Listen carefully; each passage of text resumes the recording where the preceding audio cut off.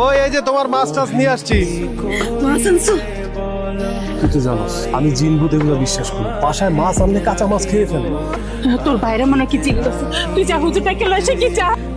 তোরে আমি কতবার বলছি যে রাস্তাঘাটে তুই এভাবে আমার পথ আটকাবি না, আমার ডিস্টার্ব করবি। আমি সেদিন বলতেছি যে মাছ আনলাম, কই মাছ রান্না করছেন, আমাকে মাছ দাও। সে বলতেছে মাছ পইচা গেছে, সে ফালাই দিছে।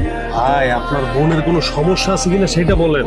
কি সমস্যা? তুমি কি বুঝাইতে চাইছো? বোনের চরিত্র খারাপ? আমাদের গোষ্ঠীর মধ্যে কোনো চরিত্র খারাপ মেয়ে নাই। তারে কি বোঝায় ভাই? আমি বলছি আপনার বোনের চরিত্র ভাই ও কি করে জানেন, কাঁচা মাছ কপ করে খাইতেছে ভাই। কি সমস্যা তোর বল? ওই যে বাবা, অনেক বড় সমস্যা। আমার বউ সে উল্টা পাল্টা করে, তার আচরণ আমি কোনো কিছু বুঝি না।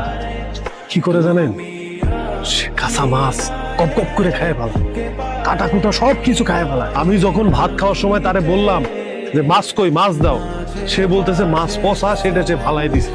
বাবা একদম উল্টা পাল্টা আচরণ করে। আমার মনে হয় ওর নিউরোলজিক্যাল কোনো সমস্যা। ওর কি বড় কোনো ডাক্তার দেখাবো?